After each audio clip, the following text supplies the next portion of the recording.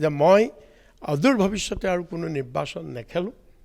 মই দলৰ এগৰাকী নিষ্ঠাবান কৰ্মী হিচাপে শৰীৰত শেষ বিন্দু তেজ থকালৈকে কংগ্ৰেছ দলৰ হৈ কাম কৰিম, কংগ্ৰেছ দলক শক্তিশালী কৰিবৰ কাৰণে চেষ্টা কৰিম আৰু বিজেপিৰ এই আদৰ্শৰ লগত কোনো কাৰণত মৃত্যুৰ আগমুহূৰ্তলৈকে কোনো কাৰণত বিজেপিৰ এই আদৰ্শৰ লগত আমি আপোচ নকৰোঁ।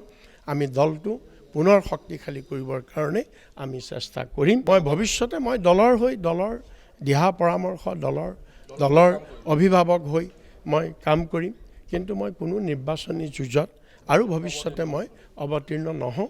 এইটো মোৰ এটা সিদ্ধান্ত হৈছে, এইটোও মই আপোনালোকৰ যোগেদি মই জনাইছোঁ।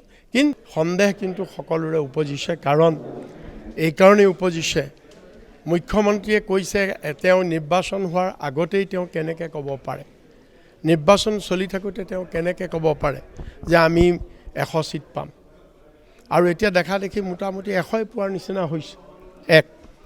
তেওঁ কৈছিলে যে বিৰোধীক মাত্ৰ আমি 22টা চিট দিম, তেওঁ কৈছিলে, আজি সেইটোৱে হৈছে। তাৰোপৰি এক্সিট পোলে তেওঁ কোৱাৰ পিছত এক্সিট পোলে যিটো দিছে সমীক্ষা, সেইটোও মোটামুটি একেই হৈছে। গতিকে তাৰোপৰি বিজেপিৰ বিভিন্ন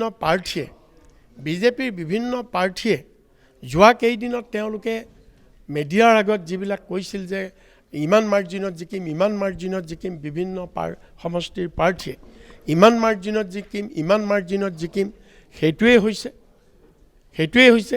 গতিকে এইবিলাক ক'ৰবাত নহয় ক'ৰবাত কিবা এটা কিন্তু আছে। আমি সেইটো যিটো আগৰ পৰা অভিযোগ আহি আছে ভোট চুৰিৰ, EVM হেকিঙৰ, EVM মেনিপুলেশ্যনৰ, গতিকে এইটো কেতিয়াও সন্দেহৰ ঊৰ্ধত নহয়।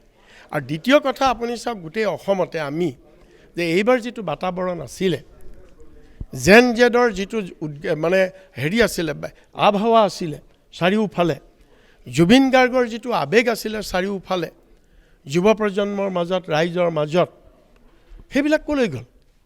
সেইবিলাকতো চব ফুটুকাৰ ফেন হ'ল, ক'ত গ'ল সেইবিলাক?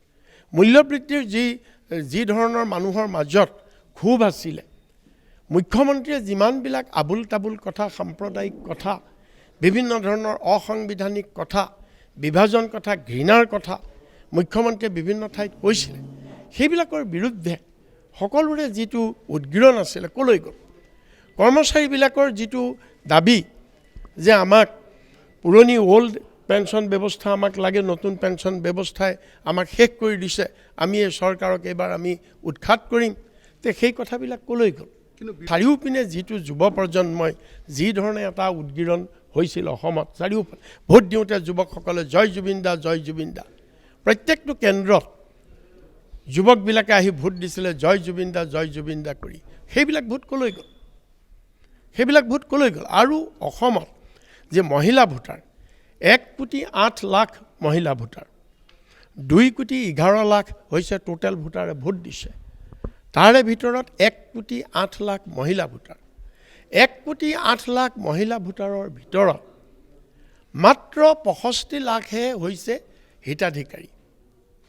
বাকীখিনি মহিলাৰ ভোট ক'লৈ গ'ল? বাকীখিনি মহিলাইতো চিঞৰি কৈছিলে যে আমি কোনো কাৰণত বিজেপিক ভোট নিদিওঁ, আমাক দিয়া নাই, গতিকে আমাক একো দিয়া নাই। এনেকুৱা বহুতবিলাক কথা আছে। এই গোটেই কথাবিলাক আমি সন্দেহৰ ভিতৰত আছে।